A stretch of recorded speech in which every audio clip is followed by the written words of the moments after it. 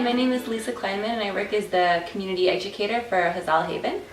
And I'm Valencia Peterson. I'm on the board as a secretary for Hazael Haven. And I'm Jenny Dela Cruz. I'm the founder of Hazael Haven, and I would like to introduce our special guest, Tanya Dupagne from Australia. If you can tell us a little bit about yourself. Sure, so I'm from the city of Kwinana in Australia, and I run a number of programs working with children affected by domestic violence, sexual assault and related factors. One of the programs, the major program, is called Camp Coolin, which is in a small town about 3.5 hours away from Perth, where we take children aged 8 to 12 who have been affected by domestic violence, and we run programs with them aimed at teaching leadership, trust, team building, self-esteem and self-confidence, so that they gain the skills that they need to be able to break the cycle of violence in the future. And I'm over here on a Winston Churchill Memorial Trust Fellowship, which has been sponsored by the WA Department of Child Protection, and I'm visiting lots of different organisations like yours right throughout America to find out more about some of the amazing work that's being done with children, particularly surrounding prevention of violence. Well, welcome. Thank you for Glad coming. to have you here. First one, if you can just give me a bit of background about the organisation. Sure. Hazael Haven, we actually started in 2011 with just 5 women. We just had this vision to serve women and children experiencing domestic violence in Philadelphia.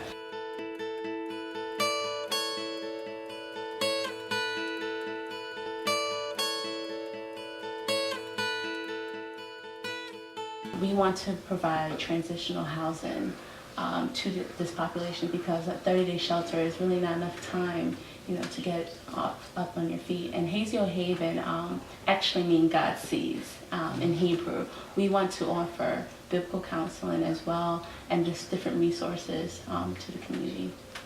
Fantastic. And if I could just get a bit more information about some of the programs you're running. I know there's an education program running. Yes, we have an education program and a group counseling program that we're going to be starting soon. But Lisa, if you can tell us more about the education program. So as Jenny mentioned, this really is a grassroots organization and we're just starting up.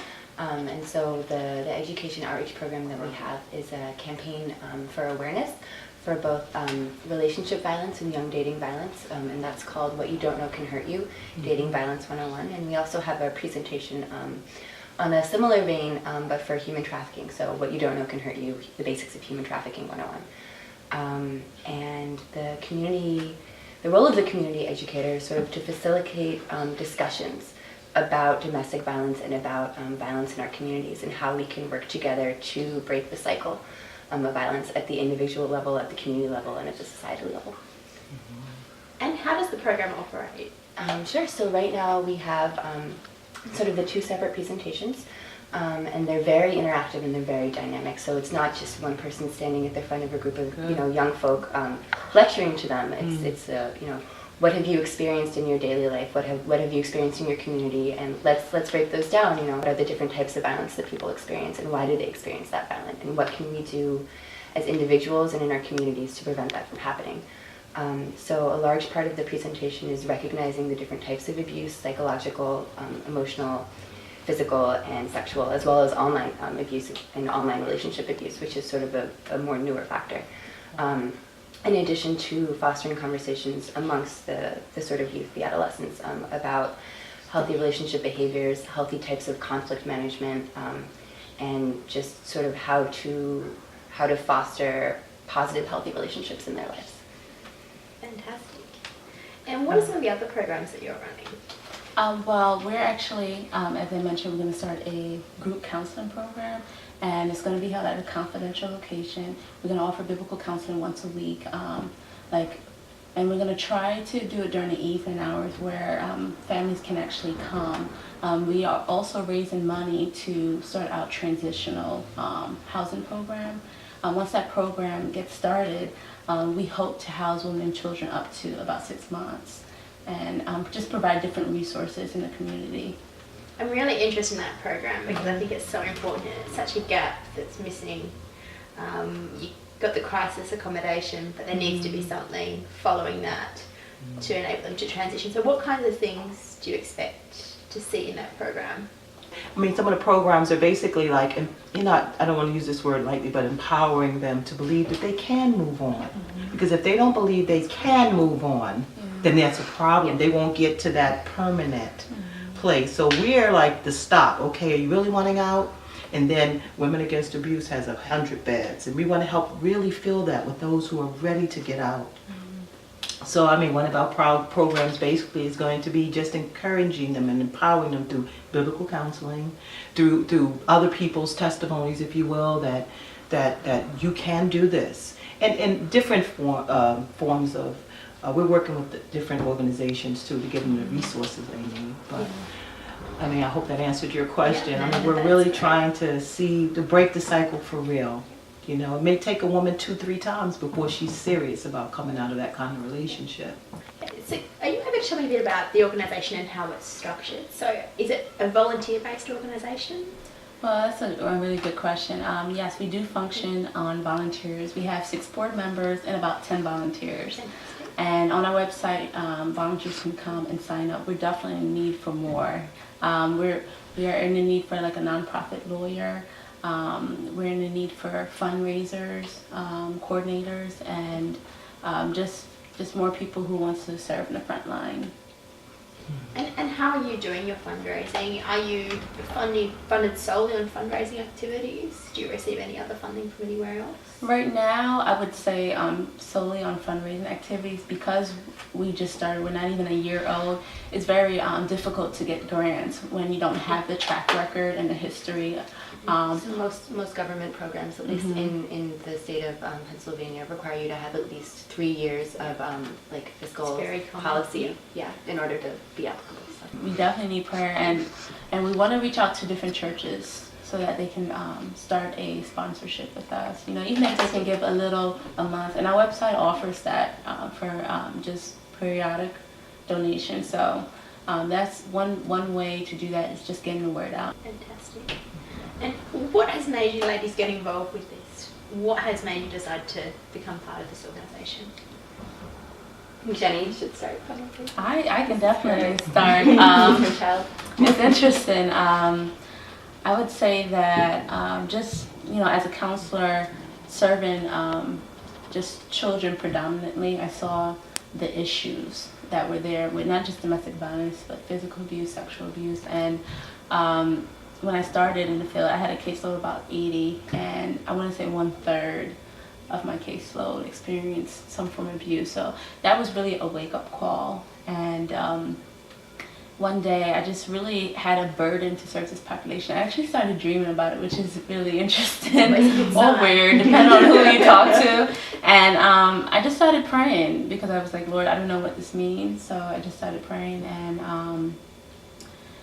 I kept having these dreams. So I was like, okay, Lord, what do you want me to do? And then I said, okay, maybe, you know, you want me to serve. So I started looking up just the different organizations in Philadelphia.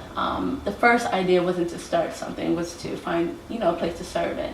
And I think that's when I started doing my research, I realized how great the need is. I mean, it's to the point where not only, you know, thousands of families are being turned away in Philadelphia, but when you look at other counties like Montgomery County, which is, I want to say, half an hour away, the shelters there, I want to say 80% of the occupants are from Philadelphia County. So you have people traveling far just for shelter because it's not enough in the city. So that really, you know, became a burden for me. And I just, you know, kept praying and said, Lord, what do you want me to do? And once I started writing ideas down, the dream stopped.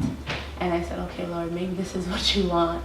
Show me. And he showed me by having great volunteers join us, great board members back me up and saying, I have the same passion too, sister. Let's work together and see what God can do. And this is all about him.